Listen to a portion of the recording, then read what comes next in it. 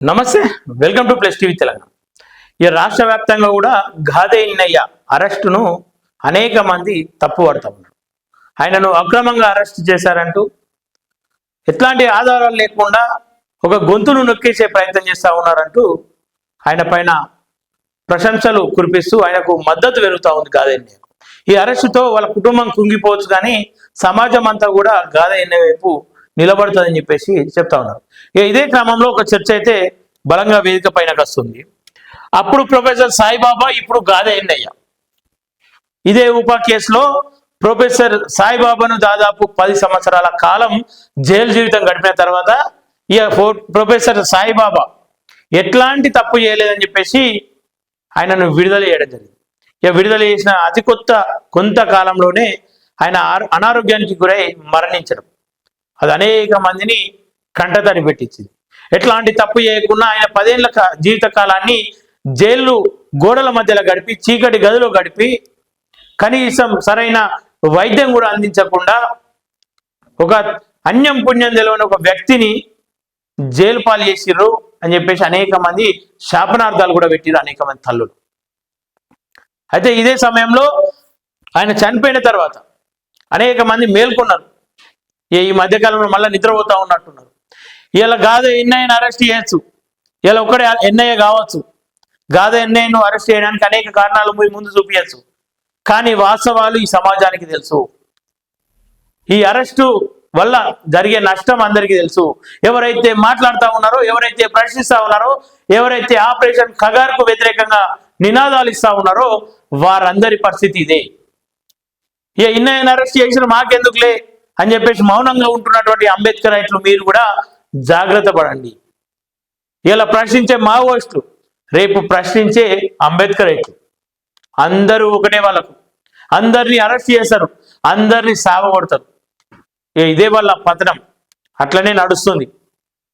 ఇట్లాంటి చర్చలు సోషల్ మీడియాలో ఇప్పుడు జరుగుతూ ఉన్నాయి. మేల్కొనాలి ఇక్కడైనా అని చెప్పి చెప్తా ఉన్నారు.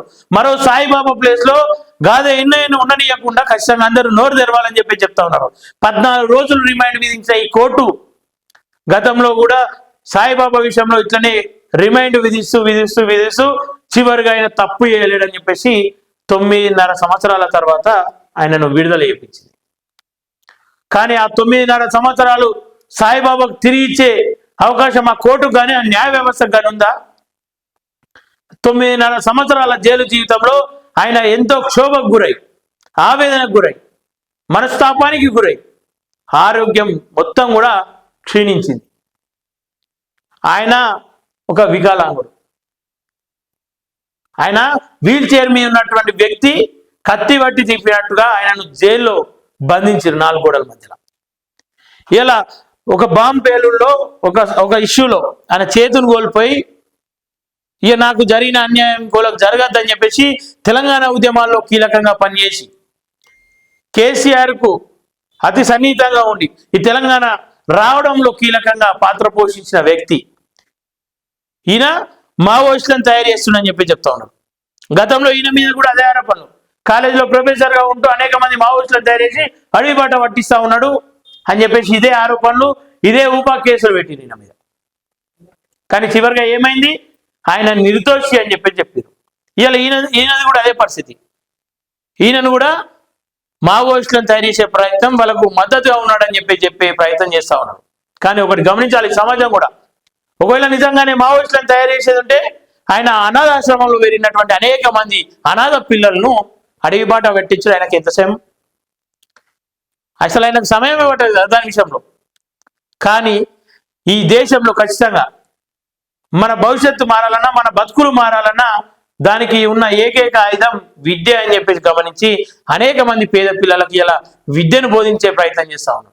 అనేక మంది పేద పిల్లల్ని ఇలా చేరదీసి తల్లి తండ్రి లేని వాళ్ళకు ఈయనే తల్లి తండ్రిగా, వీళ్ళ భార్యాభర్తలు తల్లిదండ్రులుగా ఉంటాం. అనేక మంది ఆడపిల్లల పెళ్లిళ్ళు చేసినటువంటి ఘనత వీళ్ళకు ఉంది. అనాథాశ్రమంలో అంటే ఏదో వచ్చిర్రా పెరిగిర్రా, వాళ్ళు పెళ్లిళ్ళు చేసుకుంటారు వెళ్ళిపోతారు, ఇట్లుంటది. కానీ వాళ్ళ చేదోడు వాళ్ళ కష్ట సుఖాలకు ఈయన ఆద్యం పోసుకుంటూ చదువు వంట పట్టని పిల్లలు అనేక మంది తల్లిదండ్రులు కూడా ఉంటారు. మా పిల్లలకు చదవసలే అని చెప్పేసి కొట్టి వాళ్ళని బయటకు పంపించే ప్రయత్నాలు చేస్తారు ఇళ్ళకి. కానీ ఈయన అట్లా వాళ్ళ పైన ఏ రోజు కూడా ఇబ్బంది పెట్టకుండా, వాళ్ళని కొట్టకుండా, తిట్టకుండా, వానికి ఏ ప్రతిభ ఉందో ఆ ప్రతిభను గుర్తించి వాళ్ళని ఆ ప్రతిభ ఆ మార్గంలో నడిపించే ప్రయత్నం చేస్తా ఉన్నాం. పలానా కంపెనీలో వానికి పని ఉంది, ఆ పనిలో వాడు సెట్ అవుతాడని చెప్పేసి అనుకుంటే డైరెక్ట్ కంపెనీ ఓనర్ను బతులాడో బామాడో ఏదో ఒకటి నచ్చ చెప్పి ఆ పిల్లల భవిష్యత్తు వాళ్ళ కాళ్ళపైన వాళ్ళు నిలబడాలని చెప్పేసి వాళ్ళకు ఒక ఉపాధి కల్పించింది. ఇక వీనికి చదవస్తలేదు, వీని చేత గన్ను పట్టిద్దామని చెప్పేసి ఏ రోజు వాళ్ళ చేతికి గన్ను ఇవ్వలేదు. వాస్తవాలు మనం కూడా గమనించాలి. ఏ గతంలో ఆయన మావోయిస్ట్ కావచ్చు, ప్రస్తుతం మావోయిస్టులకు ఆయన సానుభూతి చూపిస్తుండొచ్చు, జరుగుతున్న ఎన్కౌంటర్లు అన్ని బూటకపు ఎన్కౌంటర్లు అని చెప్పేసి నోరు తెలుస్తుండొచ్చు. అవన్నీ వాస్తవాలు కాదని చెప్పేసి నిరూపించాల్సిన బాధ్యత కేంద్రం పైన ఉంటుంది. ఇదే రాజ్యాంగానికి తూట్లు కొట్టుకుంటాం. రాజ్యాంగబద్ధంగా ఉండాల్సిన వ్యక్తులంతా కూడా రాజ్యాంగాన్ని దాటి ప్రవర్తిస్తూ ఉంటే ఇక వీళ్ళు రాజ్యాంగంలో ఉంటూ శాంతి చర్చలు జరగాలని చెప్పేసి అన్నారు. అది వీళ్ళు చేసే తప్పు. మా బిడ్డలు చేస్తా ఉన్నారని చెప్పేసి తల్లులు ఏడుస్తూ ఉంటే చచ్చిన బిడ్డలకు, చచ్చిన ఎవరైతే మావోయిస్టులు ఉన్నారో వాళ్ళ తల్లులకు వంటి మీద గుడ్డ కూడా సరిగ్గా లేకపోతే ఆ తల్లులను పరామర్శించి ఆయనకు చేతనైన సహాయం చేసి వచ్చింది. అదే ఆయన చేసే తప్పు. ఇలా మావోయిస్టులను చంపుతున్నారు, చంపకూడదు అని చెప్పి చెప్తున్నారు, అది తప్పు. కానీ ఆపరేషన్ సింధూర్లో చూపించిన కనికరం ఈ దేశ ప్రభుత్వం, ఈ కేంద్ర ప్రభుత్వం కగార్ పైన ఎందుకు చూపిస్తలేదని చెప్పేసి ఆయన గలమెత్తిండు. ఆయన చేసిన తప్పది. సో మనం కూడా అందరం మేల్కోవాలి ఖచ్చితంగా. ఇక అవాస్తవాలను చూపించే ప్రయత్నం చేస్తా ఉన్నాం. చూసిన వాళ్ళందరి మీద రఘును కూడా అరెస్ట్ చేస్తారని ఇంకేదో కథనాలు వస్తా ఉన్నాయి. ఏమైనా కానీ నిజంగా రఘు కావచ్చు, లేదంటే గాదే ఇన్నయ్య కావచ్చు, ఇంకోరైనా కావచ్చు, వాటెవర్, వాళ్ళు తప్పు చేస్తే శిక్ష పడాల్సింది. కానీ తప్పు నిరూపణ కాకముందే వాళ్ళ జీవితం అంతా జైలు పాలు చేసి, వాళ్ళ ఆరోగ్యం క్షీణించేటట్టు చేసి, సరైన ఫుడ్ ఉండదు, సరైన వాతావరణం ఉండదు, వాళ్ళని అన్ని విధాలుగా ఇబ్బంది పెట్టి ఇక చివరిగా తప్పు చేయలేడు అని చెప్పేసి ఇక బయటకు పంపిస్తే వాళ్ళు కోల్పోయిన జీవితాన్ని తిరిగి ఇచ్చే హక్కు ఎవరికి లేదు, అసలు ఆస్కారం లేదు. సో దయచేసి ఆ విధంగా ఆలోచించాలి. కోర్టులు కూడా ఒకసారి మానవత్వ దృక్పథంతో ఆలోచించాలి. అన్ని ఆధారాలు కావాలి, ఆధారాల కోసం మాకు సమయం కావాలని చెప్పేసి వాళ్ళు పెడుతున్నటువంటి తప్పుడు కేసులు మీకు తెలిసినప్పటికి కూడా వాళ్ళకు సమయం ఇచ్చుకుంటూ, ఎన్ఐఏ అని చెప్పేసి వాళ్ళందరికీ సమయం ఇచ్చుకుంటూ వీళ్ళ జీవితాన్ని నాశనం చేసే ప్రయత్నం చేస్తా ఉన్నారు.